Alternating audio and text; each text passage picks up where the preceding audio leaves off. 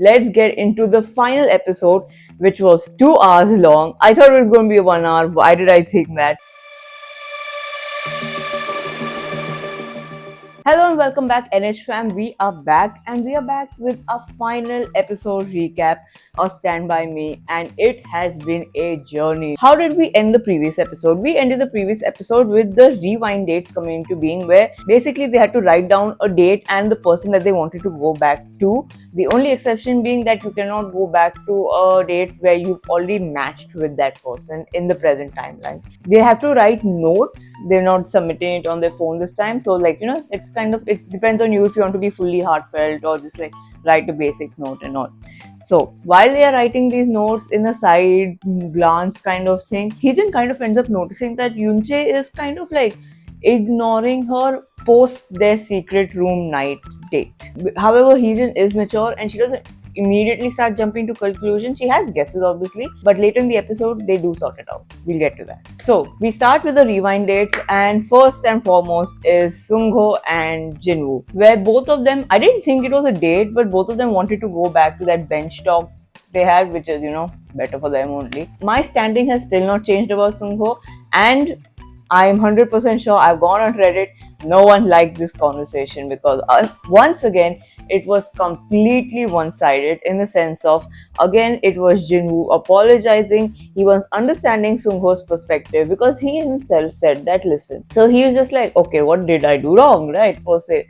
So, and he like pointed out 1-2 things, like there must be 1-2 things that I did wrong, right? So just to get clarity on the situation. And Seungho was like, oh no, you did like 4-5 things wrong, and it was like a snowball effect. I'm like, okay, great, like subtlety, great like conversation skills over here. And then he started naming things, and then I understand, because I myself have never been in a relationship, but you can understand perspectives, and that's what, in a relationship also the perspectives end up being different. What Jinwoo was considering good, he was taking it as a negative. For example, in the beginning where Seungho wanted him to quit, Jinwoo was just like, you know what, I'll quit for you, I'll do it.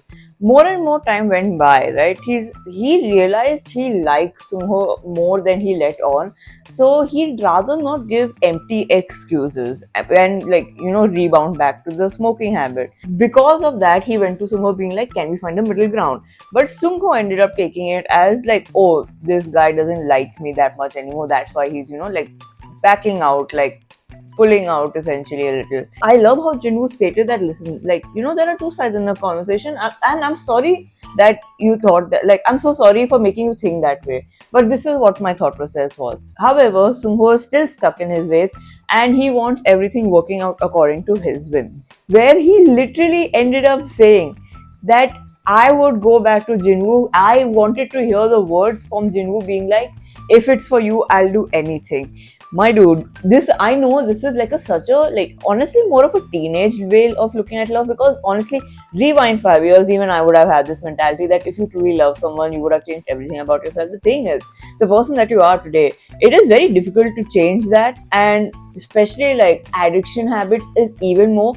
But your partner has to be supportive, in the sense give you a middle ground also, not just supportive being like, you can do this, you can do this. Yes, that is also included. The middle ground needs to be reached, which Jinwoo was ready to reach, but Seungho was not, because again, his partner needs to be the perfect person so that he can constantly rely on him. And what pissed me off to the highest extent is, even Jinwoo voiced out his shortcomings with Seungho, where he's just the same thing, that you keep bringing up Haeyeon and all like that, right?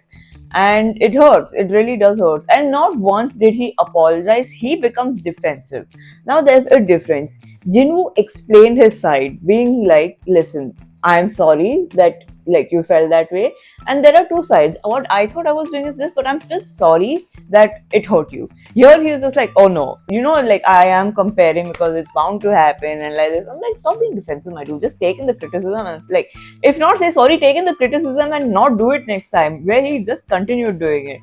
So yeah, that was majorly my feelings towards this conversation. And by the end of this conversation, both were like, yeah, he's not a good fit for me. And they could see this relationship like just hurting them even more. Next on our list, we have Sujin and Heejin, where Sujin ended up choosing the car portion of their date, if you recall, from the ring workshop, where she kind of wanted to redo it because of the misunderstanding, as we saw in the previous episode, where she wanted to talk it out with Heejin and clear a misunderstanding that both of them ended up having. So the misunderstanding and like miscommunication of sorts ended up happening is Heejin ended up saying a sentence that, oh, you probably like don't take care of another person, you like being taken care of, which it did end up hurting Sujin a little, because in the sense of not like it went to her heart and she was like offended. In the sense, she thought that Heejin already thought this and there was no way she could change her mind. So that's the reason she started feeling down and a little hurt. And because like Heejin was her top one, but she felt like she was not in the top two for Heejin.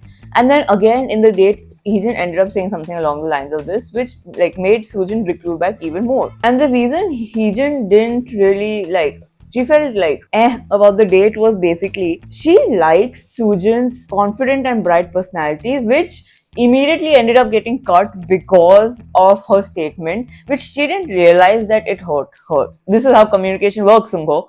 So she apologized for it and she cleared out the misunderstanding, being like, even the reason that I was out, like I was a little down after the date was because your personality, what you had shown, didn't really match up during the date. So she wasn't putting the blame on her, because like it basically they were clearing out the domino effect that ended up happening. Heejin was like didn't know what to do during the date because the personality didn't match. So then Sujin also didn't want to put pressure on her. Like that's why Sujin didn't end up choosing Heejin at the end of the day choice that they have to make. And then obviously Heejin also thought that the date didn't go really well, and then that led to like, and she thought, Sujin just moved on to her next choice. And that's why she also like kind of stopped pursuing her per se, which led to Sujin thinking that Heejin's not interested in her, which led to her going, because if you noticed after their date, Sujin throughout the show kind of became a side character, where she like recruited back and was helping other people, because she knew herself that she was probably not going to get the like her top one and her only one, to be fair. So it's better to like help other people. So that was a whole domino effect that ended up happening. So because of it clearing up and like Sujin getting to know that she is in fact second place for Heejin, she tries to be a little, although it's like the last episode and she wished like they had cleared it out a little sooner. Heejin is also like contemplating her final choice, because today like this is the last episode, so they have to make the final choices. So because of Yunche is kind of like cold greeting in the morning.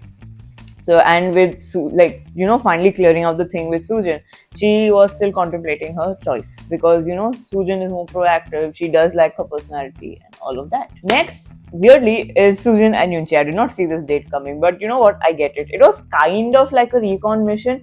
Like, with all due respect, Yunche probably didn't have any particular date she wanted to go back to. She went back to her first date with Sujin, the introductory date, where she per se stated that I closed this gate because now we're closer with each other, so I just kind of wanted to redo it. And then further within the date, we get to know that like Yunche knows that Sujin likes Heejin, and like per se they are direct competitions with each other, in the sense because both of them don't have a second choice and both of them are locked in on Heejin. So this date was honestly mostly Sujin just trying to probe in for was like Heejin standing with Yunche, and Yunche trying her best to phrase her words without giving away too much. Next on our list is Yonu and Chaebe. And Chaebe, with all my heart, I love you, I really do, but I don't see what you see in him. To each their own, in a sense. At least you're happy, I guess. I know it's a little bit sweet kind of thing, because basically he chose Yongkyu was because he just wanted to spend one last time with him. He knew he didn't have any chance even within the date. Again, it was kind of literally a rewind date where he ended up asking like, oh, what's your love interest? Like, what is your position and all like that, right? And then he did end up like not confronting him, but being like, I was never on your list, right? Like top two at least. So Yongkyu, honestly, I do respect him, because it's better than to force something, like in the sense of I respect him for not leading Chaebe on, because in the end that's what he doesn't have feelings for him. So just because someone shows feelings for you doesn't mean you need to reciprocate it back, or like give them a bone per se, because that's what it's leading on, and it's unfair to them also. Next on our list is Heejin and Haeyeon. Here, Heejin had initiated the date, and it was like kind of their first date, but they couldn't really recreate the setting was because they were traveling from Seoul, if I'm not wrong, to like the wherever the Believe house was. So Heejin wanted to clear out the misunderstandings that have been like sitting on both of their chests, quite frankly, throughout the show. The misunderstanding of like Haeyeon being, like doubles faced, where because of the votings, even I had gotten confused a little. They had clicked with each other, but Heejin did let anger get to her in the beginning, where she felt like Haeyeon was lying and being double faced and all. So they cleared out the misunderstanding per se. And even it was a relief for Haeyeon's also, where she did end up like, breaking down, tearing up a little. Because throughout the show, Loki, both of them wanted to like confront each other in the sense of like, have a closed chapter for this thing. And in general, even Haeyeon was just like, listen, I did really like you in the beginning. You are most my kind appearance wise, but over time, like I moved on in general. But yeah, overall, it was a great chapter close, I feel, and closure thing for the first couple. And because even I really did like the pairing, but that's what that misunderstanding did rip them apart. But I'm glad they went past this misunderstanding. Next on our list was Haeyeon and Yungu. Here it was initiated by Yungu, and I'm kind of going to skip over this one because nothing much happened. Like it was a cooking date, and I'm assuming he was trying to recreate the one in the one date that he had with her. And yeah, it was just like a normal, how the first date should have been. It was that date. So literally, I feel like nothing happened per se. Then we skip to the mission, the final mission kind of, which is, since it is their last night at the Believe house, they can enjoy themselves and have like, a little dinner party and like, relax in the backyard. So a wrap up of whatever happened in the scene was, Haeyeon notices how Seungho and Jinwoo are apart, obviously because of their fight. Jinwoo was just tired. Then Chaebe does get a little perturbed with Haeyeon because Haeyeon is constantly next to Yungu, which is kind of bound to happen because the date just happened. So, like they were also joking around about being like chef and assistant and all that thing, right? Then they like enjoy dinner, like have talk, laughs, whatever, and then they shift to the four bed room,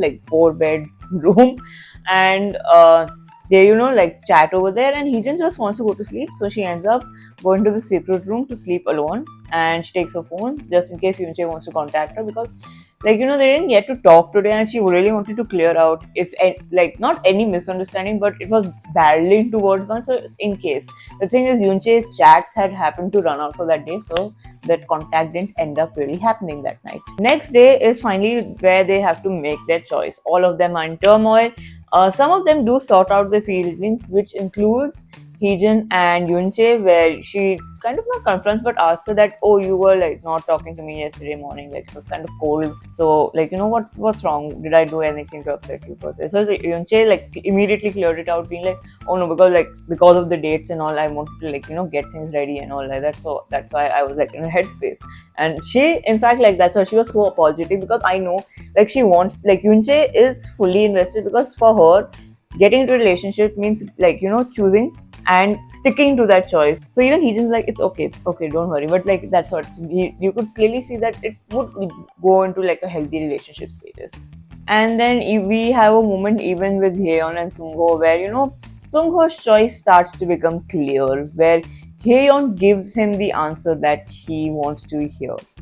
Then after weirdly long montages and all, because this is like, I want to say at least half an hour, I'm trying to condense into like 2-3 minutes.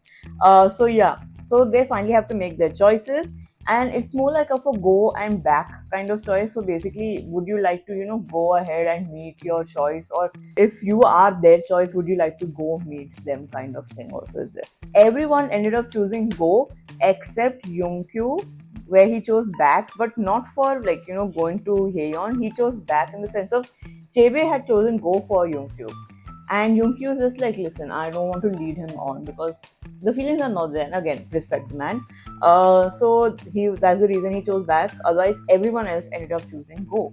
So the pinnacle was where the two love triangles ended up coming to being, where it was Seungho, Jinwoo and Haeyeon, and Heejin, Yunche and Sujin. After a long drawn out conversation where Seungho was debating, even fighting with Jinwoo right on the spot, even Haeyeon just like, stop fighting over here please.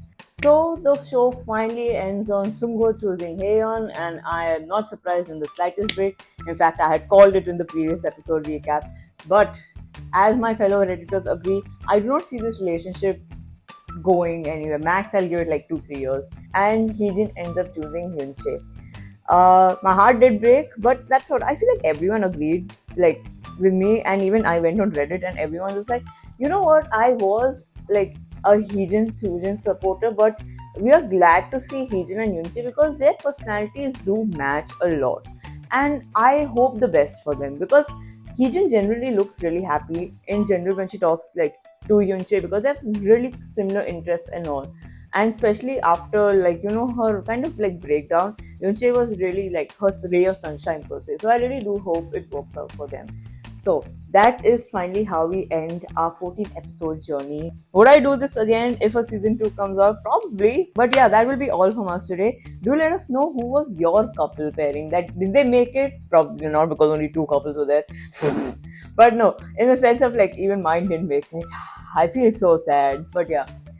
Do let us know who was your favorite, who was your love interest. Did they like, who was the person who kind of like turned the pages per se in the sense of like, I did not like Jinwoo in the beginning, but more and more I got to know him. I'm just like, I'm so glad Seungho did not choose Jinwoo because honestly, Jinwoo dodged a major bullet of this red flag because he really does not deserve him. And I really hope Jinwoo finds someone, who's appreciative of him because he generally is such a nice guy. But that aside, that will be all from us. Do check out our reaction to Fandom Stage because I'm trying to find the next episode for it. In the meantime, you can watch the reaction to episode 1 and 2. And do like, share, and subscribe to the Namaste Hallyu YouTube channel. And we'll see you all next time. Annyeong!